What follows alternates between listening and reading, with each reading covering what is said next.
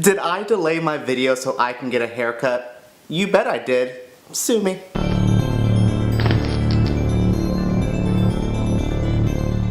Hello and welcome to About Last Night. My name's EJ Marino and this is the series where I talk about the movie I saw last night. But this episode is a little different. Why? Because I'm not just talking about one movie, I am talking about an entire genre. Yes, I am diving into 2017 horror movies. What a year this has been. If you're a fan of horror movies, you've had so many places to go for great movies. You've had so many opportunities to see like life-changing and like genre-defying moments. We have a potential Oscar-nominated horror movie this year. We have the highest grossing of horror movie of all time. We also have The Mummy, so it's not all bright, but it is such an interesting debate and I can't wait for this conversation.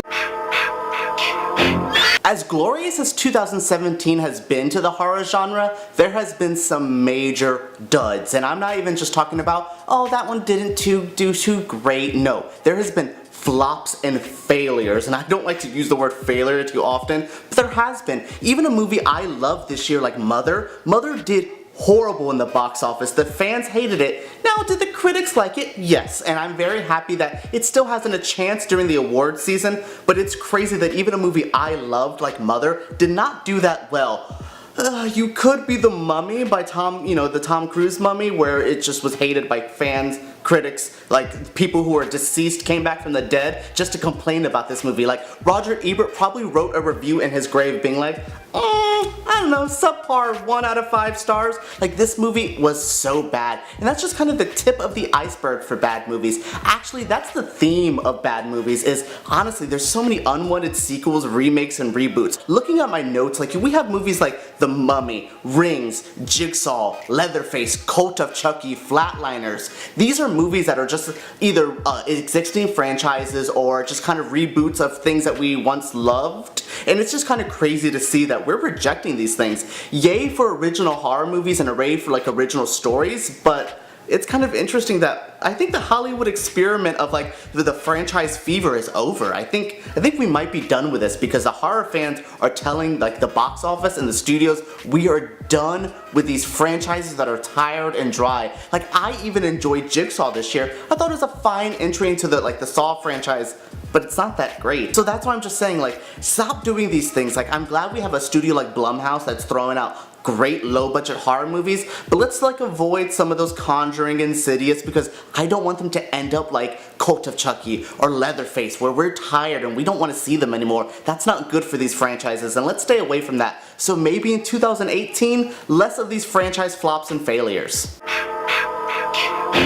While I look down at my notes, I can really say Netflix keeps coming right back up to something I want to talk about. Why? I don't know. It's interesting because they didn't create my favorite horror movies this year, but Netflix has been a big fan and a big supporter of the horror genre, honestly, since the beginning. If you go through their horror section in their Netflix app, there are some great solid films in there, and even classic movies you wouldn't really know about, some indie fares that you should really like. So I've always thought Netflix likes the horror community, but this year they've made movies for the horror community. We have a movie like The Babysitter. I think that's one of the best Netflix original films I have ever seen. The Babysitter was so great. It really reminds me of like an Evil Dead kind of feeling. It has an old school 80s vibe to it, but really modern and new and fresh. And it actually felt like they were dealing with teens or the younger generation and talking about them like they knew who they were. And it wasn't like you could tell 40-year-old man's trying to write something for 20-year-olds. No, this felt like someone who actually has spoken to a millennial once.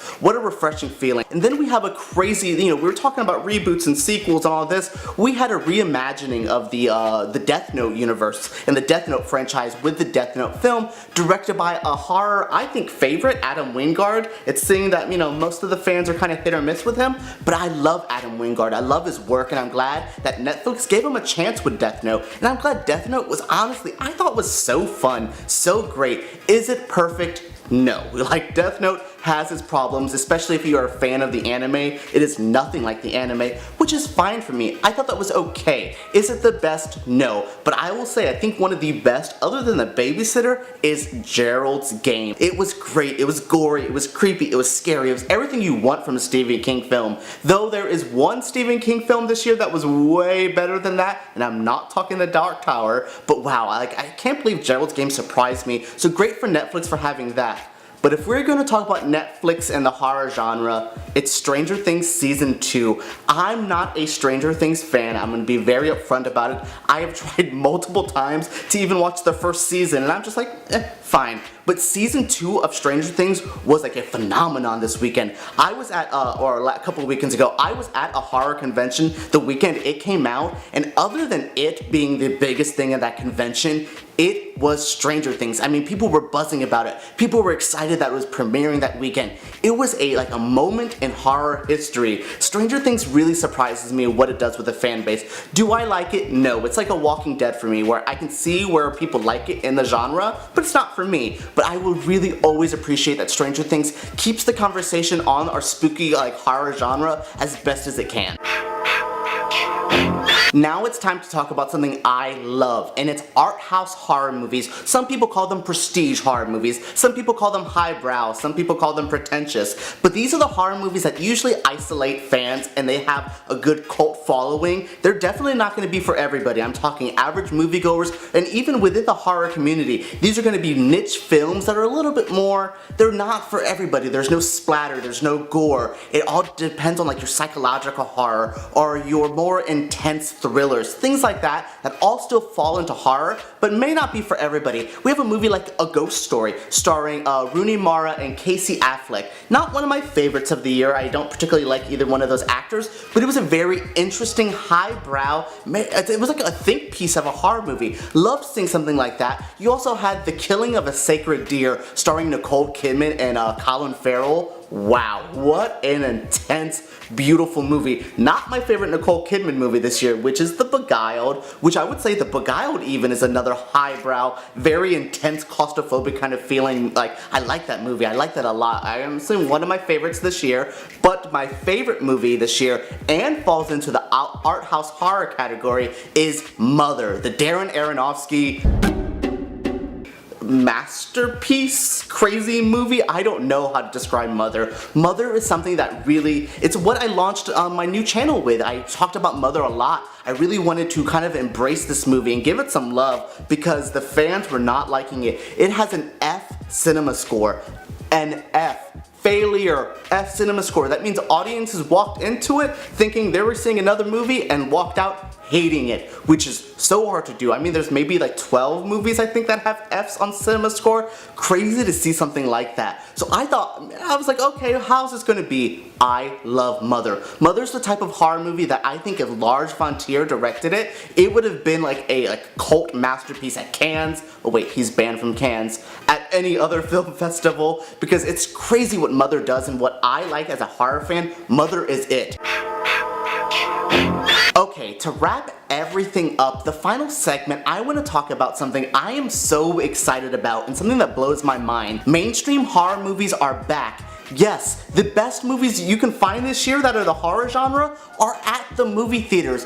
I haven't said that in so long. There's been years that I've kind of gone back and looked in Japan and France for good horror movies, good high quality entertainment in the genre I love. And I found some of those in America this year. We have an Oscar-nominated, potentially Oscar-nominated film with Get Out this year.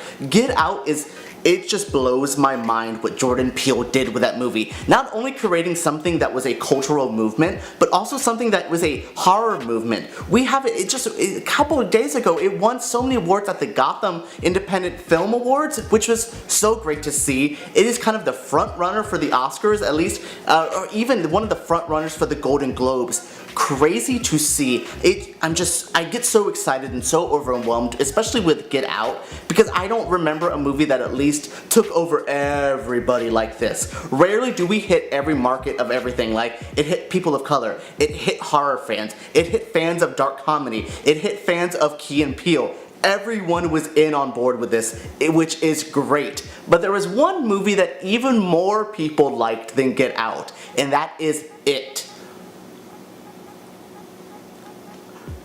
It left me nearly speechless.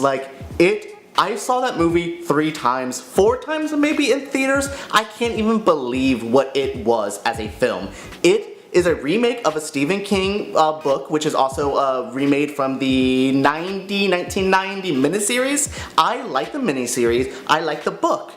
but the new film is the best version of it that has ever came out. I'm being hyperbolic, sure, yeah, whatever, but I'm not lying to you. I think it's seriously the best version of it ever. I'm so impressed with it. And how impressed everyone else was, it's the highest grossing horror movie of all time. We're talking Sixth Sense, The Exorcist, Jaws, this movie, that movie. Nah, It. I can't believe that. The kids in It did a really great job. I got to meet them at a horror convention this year. I'll place the photo right here. It is great to see them be such great, strong actors, and it's really cool to see what they're gonna do in the future. It was a really great moment in our genre that I don't think we're ever gonna see, at least something that magnitude, for a while. This took over the summer. Red balloons were everywhere. I know last year with 2016 was like the year of the clown sightings, but this year was the year of the clown. So much focus has been put on the movies It and Get Out that I want to focus on some other big mainstream movies that I love this year. Split being one of them. The return of M. Night Shyamalan. Okay, the full-on return, because The Visit was a fine movie, but Split was the M. Night movie I have been waiting for. Split was amazing. James McAvoy playing all those personalities. James. This is for you, James McAvoy. You may not be watching this. Hell, I know you're not watching this. But amazing. You're amazing. Like, keep up what you did in Split in the sequel Glass, and you were going to be it. You were going to be a horror icon eventually. Can't wait for that. And speaking of horror icons, we have a new slasher that I love, and it's Babyface? I don't know what its name was from Happy Death Day, but Happy Death Day was the best slasher movie of the year.